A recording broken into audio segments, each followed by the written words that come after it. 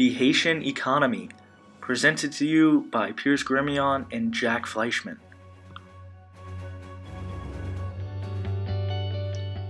According to the Council of Foreign Relations, the decline started with the Duvaliers and their control on the country. Jean-Claude Duvalier, popularly known as Baby Doc, was the 33rd president of Haiti. He became president in 1971 after succeeding his father François Duvalier, also known as Papa Doc. Jean-Claude made major changes in Haiti until his downfall in 1986. Starting in 1971 and leading up to his downfall, Jean-Claude stole between $300 million and $800 million from the foreign investors. Haiti's history all started with French colonization and oppression. The Haitians revolted against the French and gained their independence in 1804. The formation of the Republic of Haiti was a symbol of abolition and equality between all people. In reality, Haiti was not seen as a free nation from France until 1822, and France burdened Haiti with reparations of $22 billion. Haiti went from being one of the wealthiest colonies of all time to one of the poorest nations in history. Haiti has never had a chance to develop like a normal nation because of its debt. Haiti has had someone sucking the money out of their revenues and preventing them from advancing technologically. Executive Director of the Institute of Justice and Democracy in Haiti, Brian Concannon, said that Haiti geared its economy to paying back the French debt and missed out on industrialization, education, and development of its government and democratic institutions. And this shows the struggle that the Haitians have been through. Haiti's economy is not self-sufficient at all, and the Haitian people cannot and will not survive without aid from other governments or investors. A large portion of Haiti's gross domestic product, GDP, is from foreign investors. According to CIA World Factbook, Haiti's GDP is around $20 billion, and 34% of their GDP is public debt. The GDP per capita, which is the average amount of money each person in the nation has, is $1,800. This GDP per capita is very low and is ranked 212th in the world. Around 40% of Haitians depend on agriculture, and this large dependence is very unstable and unforgiving. Haiti's labor force is allocated as 40% to agriculture, 10% to industry, and 50% to services. Haiti's labor force has had a constant shortage of skilled workers with an abundance of unskilled labor. Labor problems are all rooted in the lack of education in the nation, and 40% of their workforce is unemployed. Since Haiti cannot be self-sufficient, they have to import most of their goods to stay alive.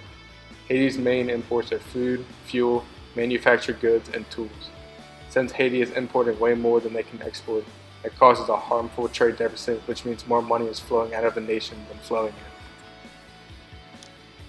Haiti have many factors that have negatively affected them and their economy. Haiti lies in the middle of a major hurricane belt, is exposed to earthquakes and tsunamis, and suffers from droughts. Only 55% of Haiti's population lives in urban areas, but they are also subject to terrible living conditions. Poverty, corruption, natural disasters, and terrible education are only some of the obstacles in the way of Haiti's eventual rise to success. The average Haitian has no control over their everyday problems, and there is nothing that they can do about them because of the absence of their voices in political change. Haiti has received the help that it needs, but all the assistance has been foiled by corruption in and surrounding the nation. Even one of the biggest banks in America, Goldman Sachs, joined in to make a profit off the suffering of Haitians. Goldman Sachs, an investment bank located in the United States, was one of the first companies to help Haiti recover from the natural disasters that devastated the nation. Goldman Sachs and its former chairman bought Haiti's debt. While it seems like a generous act, Haiti now owes Goldman Sachs nearly $100 billion, which is being paid off at around $1 million a week. At this rate, Haiti is looking to owe Goldman Sachs money for the next 18,000 years. Influential international banks looked at Haiti as an easy way to make a substantial profit. This profit is derived from money that could have been used by the people of Haiti to improve their living conditions. These investment banks or governments are able to loan Haiti an astronomical amount of money after a terrible disaster, and then Haiti has to pay back this loan over a long period of time. Over this long period, the total amount of money that has to be paid back rises higher and higher due to interest. This increasing amount then causes Haiti to have to borrow more money from someone else to pay off the first loan, but it has only led to a second loan that has to be paid off, and so forth. The money that could be used for bettering the lives of the Haitian people is being snatched up from beneath them and given to the rich. The lack of money for the common Haitian has caused Haiti's people to have some of the most miserable living conditions in the world. Haiti has some of the worst living conditions in the Western Hemisphere. Haiti is one of the hardest places to live a normal life. Just living in the nation puts one at risk to infection. The CIA World Factbook states that the degree of risk to illness in Haiti is very high due to percentage of adults with HIV and AIDS. Around 2% of the entire adult population has AIDS, which causes Haiti to be 24th on the list with the highest percentage. Problems like these have caused Haiti to have some of the highest mortality rates in the world. Their infant mortality rate is just around 47% and life expectancy at only 64 years. The infant mortality rate is the worst 25% of the world. Also, those who survive childbirth may only live for an average of 64 years. Compared to the US, Haiti's life expectancy is 26 years shorter and the infant mortality rate is almost 10 times worse. These two statistics only prove how truly horrific the living conditions are in Haiti. Other examples of Haiti's harsh living conditions are their access to water and electricity. In 2015, only 42% of the population had access to a drinkable water source. In urban areas, this number shrank to 35% and is way lower than it should be. Notably, about 52% of people who live in rural areas have access to drinkable water. Since 2015, these percentages have grown significantly to 65% for urban, 48% for rural, and 58% for the total population. On another note, 7.4 million people do not have electricity. Access to electricity is something that is expected for someone to have in any other nation, but in Haiti, it's a rarity. Haiti does not have the resources nor the help to provide these luxuries to their people. Haiti's lack of resources is rooted in their human potential. Without the manpower, Haiti will never develop into a true third world country. Just like a third world country, it all starts with education. The education system in Haiti is horrendous. Educators lack the tools that they need to provide quality education.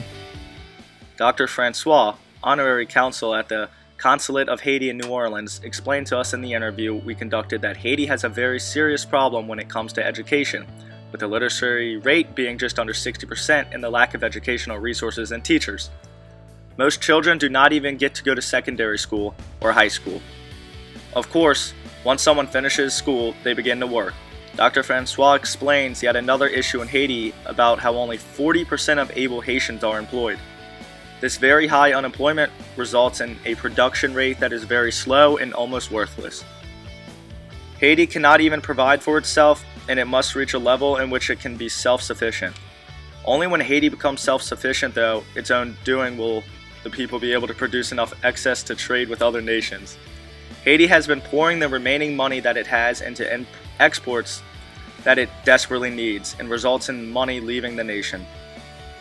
If Haiti can have more products flowing out and not in, they can be able to work on the future of the nation.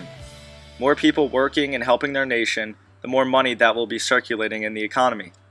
Although it will not be significant, Haitians who are poor will be able to pay for basic daily needs with money from their income. While they may only be receiving $2 a day, it allows them to at least get one meal and semi-clean drinking water. As citizens of the United States, we're able to solve just about any problems that might arise about food. But in Haiti, food is a problem that cannot be easily solved. Dr. Francois noted that the Haitians are destroying their own forest in order to supply enough wood to help their daily needs in the cities. According to Biomed Central, there are two major factors stopping Haiti from producing an adequate amount of food for its people. The two factors are Haiti's climate and topography, which is the layout of the natural features of the land. Haiti is positioned right in the middle of the area's hurricane path, which is extremely unfortunate. According to The Guardian, just in 2008 alone, 4 hurricanes managed to destroy more than 70% of Haiti's agricultural land. This harsh climate is capable of completely halting any progress in agriculture. Haiti's climate is a major problem, but paired with Haiti's harsh treatment of their land, it is a bubble waiting to burst. Deforestation is an impactful problem for Haiti's protection against natural disasters. With 98% of all the land being deforested, only about 1/6 of the land is suitable for farming. Deforestation causes the soil to become less compacted, thus making it much easier for the climate to erode the land much faster. Since there is only a small portion of land that is available to be farmed on, this land is heavily overfarmed and the nutrients in the ground become depleted very quickly. Haiti is literally causing its own problems by treating the land that they have left terribly. The second factor is Haiti's natural arrangement. Haiti is covered with mountains, and this leads to further erosion. Erosion is the biggest challenge for Haiti's farming in the future, and if nothing is done to slow these effects, there will be no more land suitable for proper farming. The Haitian earthquake of 2010 was one of the most devastating natural disasters in the world. According to the World Factbook, the massive earthquake had a magnitude of 7, caused a tsunami, and also consisted of 52 aftershocks greater than 4.5 magnitude on the scale. The earthquake caused $14 billion of damage, 500 schools were demolished, and 33% of the hospitals were affected. 3 million people were affected by the earthquake, 316,000 lost their lives, and Dr. Francois states that this earthquake was the tipping point of Haiti's economy. Dr. Francois says that since the late 1970s, Haitians have been migrating to the United States. Just about all of them come to the United States for a safer and healthier lifestyle. The Haitians are willing to provide cheap labor. While most would think that the United States would love to have the cheap labor, they do not. Government officials and citizens of the United States feel that the Haitian refugees may be taking jobs from the native workers.